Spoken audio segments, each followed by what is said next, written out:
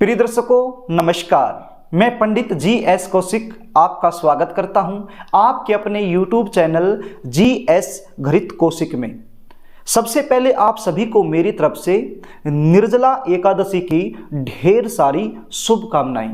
भगवान विष्णु से प्रार्थना करता हूं उनका आशीर्वाद सदैव आप पर बना रहे। आज मैं आपको बताने वाला हूं साल 2023 में निर्जला एकादशी का व्रत कब रखा जाएगा और कब इसका पारण किया जाएगा।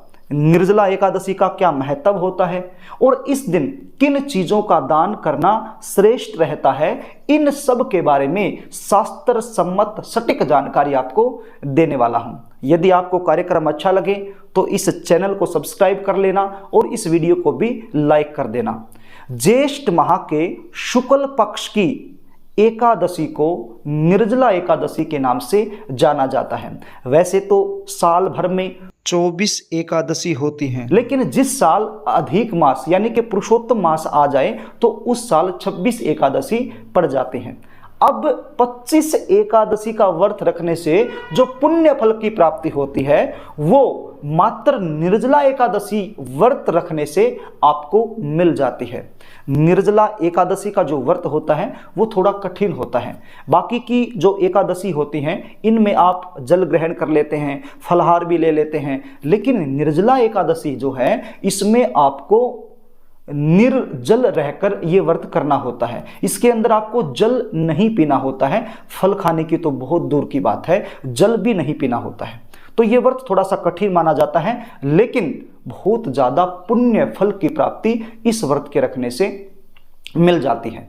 साल 2023 में निर्जला एकादशी का जो व्रत है वो 31 मई 2023 बुधवार के दिन रखा जाएगा और इसका जो पारण है वो 1 जून गुरुवार के दिन सुबह 5:50 से लेकर 7:50 के बीच में किया जाएगा। तो प्रिय दर्शकों, निर्जला एकादशी का जो महत्व है इसके बारे में हमारे शास्त्रों में एक कहानी मिलती है, छोटी सी आपको सुनाता हूं। एक समय की बात है, सभी पांडव बैठे हुए थे। अचानक से महर्षि वेदव्यास जी का आगमन हो जाता है और महर्षि वेदव्यास जी सभी पांडवों को कहते हैं यदि आपको स्वर्ग की प्राप्ति चाहिए तो एकादशी का व्रत करना शुरू कर दो। सभी पांडव बोले ठीक है, हम एकादशी का व्रत रखना शुरू कर देते हैं। लेकिन भीम जी बोले कि हे महर्षि, मैं एकादशी का व्रत करना तो चाहता हूं, लेकिन मैं भूख बर्दाश्त नहीं कर सकता हूं, इसलिए मुझसे एकादशी व्रत नहीं हो पाएगा। तो मुझे कोई एक ऐसा व्रत बता दीजिए जो एक ही दिन करना हो, एक ही बार का हो। मुझसे बार बार भूख बर्दाश्त नहीं हो पाएगी, मैं ये सब नहीं कर पाऊंगा। तो महर्षि वेदव्यास जी ने कहा कि हे भीमसेन, ज्येष्ठ माह के शुक्ल पक्ष की एकादशी को निर्जला एकादशी कहते हैं। यदि तू निर्जला एकादशी का व्रत रख लेगा तो तुझे साल भर में आने वाली सभी एकादशियों का जो पुण्य फल है वो प्राप्त हो जाएगा और स्वर्ग की प्राप्ति तुम्हें हो जाएगी। तो भीमसेन इस बात के लिए मान गए और उन्होंने वेदव्यास जी को कहा कि ठीक है महर्षि, मैं ये व्रत रख लूंगा। तो उन्होंने संकल्प लिया और निर्जला एकादशी का व्रत रखा और अंत में स्वर्ग को प्राप्त हुए। तो प्रिय दर्शकों, ये होता है निर्जला एकादशी का महत्व। अब निर्जला एकादशी के दिन किन किन चीजों का दान आपको करना चाहिए जिससे कि और भी ज्यादा पुण्य फल की प्राप्ति आपको हो जाए।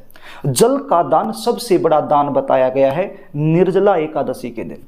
यदि इस दिन आप किसी प्यासे की प्यास शांत कर देते हो तो फिर इससे बड़ा कोई पुण्य का काम नहीं है। आप शरबत पिला सकते हो, मीठा जल पिला सकते हो, शिकंजी पिला सकते हो, नींबू पानी पिला सकते हो। जल का दान सबसे बड़ा दान बताया गया है निर्जला एकादशी के दिन। आप तरबूज का दान कर सकते हैं, खरबूजे का दान कर सकते हैं, खीरे का दान कर सकते हैं, ककड़ी का दान कर सकते हैं, आम का दान कर सकते हैं। जिन पदार्थों में पानी की अधिकता पाई जाती है उन चीजों का यदि निर्जला एकादशी के दिन दान किया जाए तो अति श्रेष्ठ माना जाता है।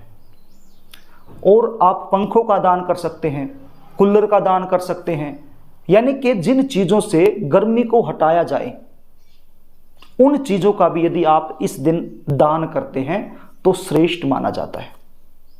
तो प्रिय दर्शकों, इस प्रकार से आप निर्जला एकादशी का व्रत रख के पुण्य फल की प्राप्ति कर सकते हैं। यदि आपको कार्यक्रम अच्छा लगे तो इस वीडियो को लाइक कर देना, शेयर कर देना, कमेंट भी करना, और अभी तक आपने चैनल को सब्सक्राइब नहीं किया है तो मुझसे जुड़े रहने के लिए चैनल को सब्सक्राइब जरूर कर लेना। आज के लिए बस इतना ही, कल फिर मिलेंगे, तब तक के लिए नमस्कार।